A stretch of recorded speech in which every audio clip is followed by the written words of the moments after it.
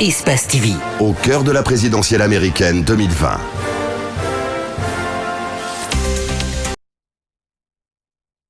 Vous l'avez compris, c'est cette édition spéciale consacrée à la présidentielle américaine qui de Donald Trump ou de Joe Biden en tout cas va s'installer à la Maison-Blanche pour conduire les destinées en tout cas de cet État fort. Aujourd'hui, une élection qui attire l'attention du monde entier, chacun installé devant sa lucarne joyeuse. Eh bien, on parle de l'élection présidentielle, de cette terre d'inspiration en matière de démocratie. Eh bien, ce sont les États-Unis.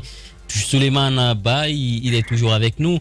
Alors, Souleymane, c'est vrai, nous assistons ce soir à des résultats quand même très partiels et très très serrés. Il faut le préciser, c'est très serré. Et on a écouté il y a encore quelques jours Donald Trump qui disait oui, le vote par courriel, je n'y crois pas trop, et il disait il y a des risques de contestation. Est-ce que vous pensez que la tension elle est perceptible? Si toutefois Donald Trump n'arrivait pas à passer, est-ce qu'on peut s'attendre à une levée de bouclier? Certainement oui, peut-être non, mais Donald Trump déjà il a dit que si ça se passe, que s'il ne gagne pas, qu'ils vont se transporter au niveau de la Cour suprême.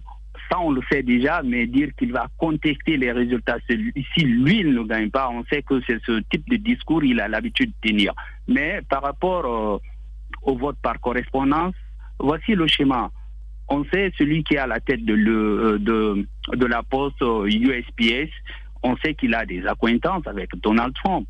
C'est son ami. Et lui, il a procédé à des coupes dans le budget de la poste. Donc, du coup, il y a la poste qui enregistre des retards dans la livraison des mails. Donc, du coup, aujourd'hui, ça veut dire que si on doit adresser des mails ou voter par correspondance, qu'est-ce qui va arriver? Il y aura du retard. Et ce retard, Donald Trump sait que ça ne va pas lui bénéficier parce que tout simplement, traditionnellement, les démocrates aiment cette façon de voter, cette manière de voter. Voici toute l'interrogation à ce niveau. Sinon, je ne crois pas que ce soit...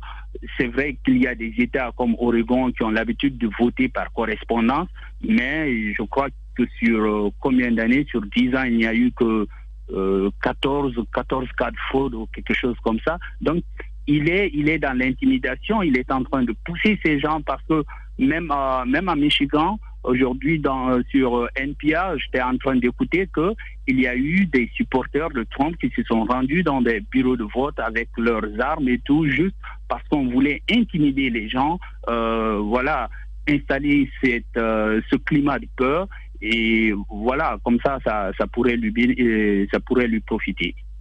Voilà, Souleymane Ba depuis les États-Unis. Peut-être l'autre question avant de vous laisser partir. C'est vrai, on a parlé de la question raciale. C'est la mort de George Floyd qui a été quand même une onde de choc pas que pour les États-Unis, le monde entier. Les artistes ont fait des reprises.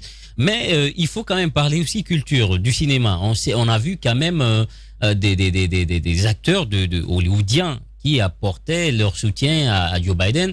Comment les républicains voient tout cela, même si on peut dire que ça peut être insignifiant, ça n'a pas d'incidence sur les intentions de vote, mais quand même ça exprime un peu aujourd'hui ce fossé dans la société américaine, disons ce divorce et cette crise raciale entre les entités.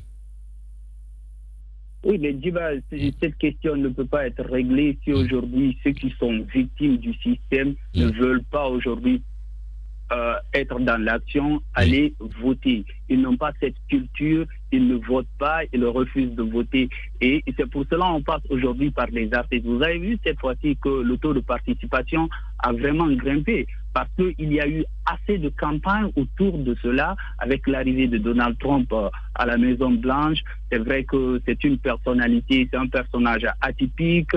Il avait l'habitude d'ailleurs d'assister à certains shows où on pouvait l'insulter, excusez-moi du terme, mais on pouvait tenir des propos grossiers envers lui. Donc, cette personnalité aujourd'hui se retrouve au niveau de la Maison-Blanche, dans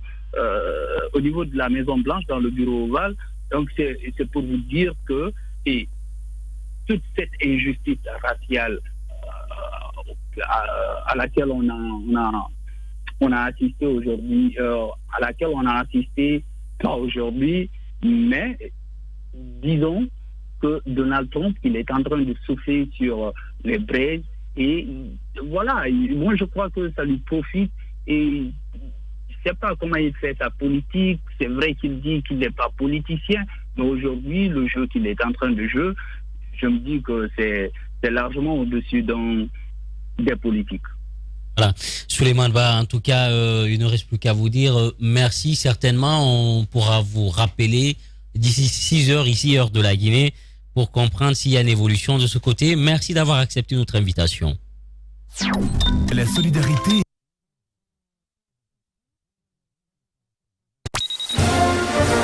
Espace TV. Au cœur de la présidentielle américaine 2020.